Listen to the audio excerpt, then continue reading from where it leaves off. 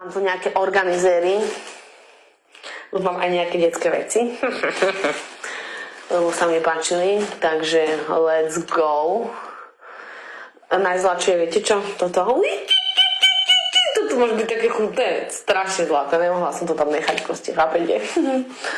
Vôbec ešte neviem, jak hento mám obuť. To akože, proste moje nechty sú menšie, moje nechty sú väčšie. Takže toto všetko by som chcela upratať, že dnes. Takže takto to tu vyzerá. Aspoň v spálni máme poriadok, z toho sa najviac teším. Aj v šatníku, pozrite sa, aj vyzerá môj šatník. Chýbajú tu všetky tie parofny, ktoré čakajú na umytie, ale toto je jedna zorganizovaná nádhera. Moje crop topy, chápete, podľa farby. To si dovol. Aby som neukazovala iba, že som bordelár, hej? Rada som tu. Tu není bordel. Ja mám samozrejme tiež, on má tieto dve strany. Teda tieto dve skrinky, ja mám všetko ostatné. Vidíš, že no je super. No. Takže proste toto musím niečo s tým spraviť. A vôbec neviem, že čo. Nemusím vám hovoriť o tom, že som začala vešať závesy, takže musím ich dozavesovať, aby sa mohli skrátiť, lebo podľa toho, lebo viete čo. Zistila som, prešla som všetky obchody a všetky internety, ale zistila som, že na túto postielku dať nejaký baldachín, sa tomu hovorí, keby neviete, čo to je, tak to je tá záclona, ktorá je nad postielkou, lebo ja sa proste páči. Takže som chcela, aby tam bola, hej. Kúpili sme tu tyč a zistila som, že žiadny baldachín sa mi nepáči.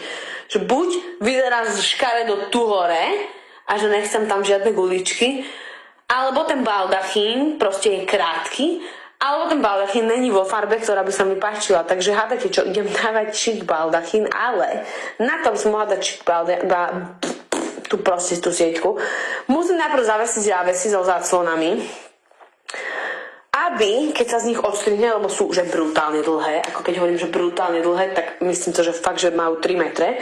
A keď sa ten koniec toho odstrihne, tak ja pôjdem do obchodu s odtieňom toho závesu, aby som našla nejakú sieťku, ktorá sa nebude s tým byť, lebo v obchodoch sú, viete, aké svetlá. Že kúpila som v obchode niečo, čo vyzeralo, že je béžové a že je to také studené pieskovo-béžové. Prišla som domov a viete, čo som zistila? Že máme pieskovo-béžovú podlahu a to, čo som kúpila, nebolo ani náznakom pieskovo-béžové, bolo to marhulové. Len proste oni to mali tak nasvietené, že to bolo extrém. Takže let's go. Musím sa ísť nabiť trochu, lebo mám vybitý telefón. Vycikať, nechám vás chvíľu gajle, lebo čúram každých 20 minút, už mi to leze na nervy.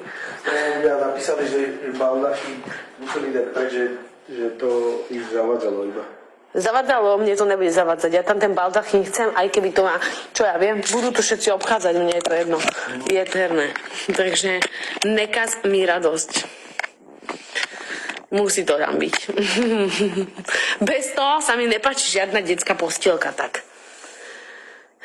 Tak keď baldachín bude, tak čo? Keď baldachín bude zavádzať, tak vieš, tam dám parazol. Vieš, aký to je šperál z turné. Ideme nad sebou perly. Honosné to dieťa. A, čo som povedala, dážnik či parazol?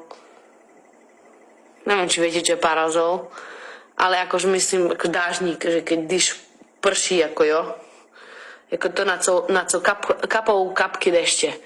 Když jdeš ven a držíš takovou tou píčovinu jako nad sebou. Víš co? Chcela si ísť na záchod, teraz ma to chvíľu prešlo, keď som si sadla, daj mi chvíľu. Deštník, jo.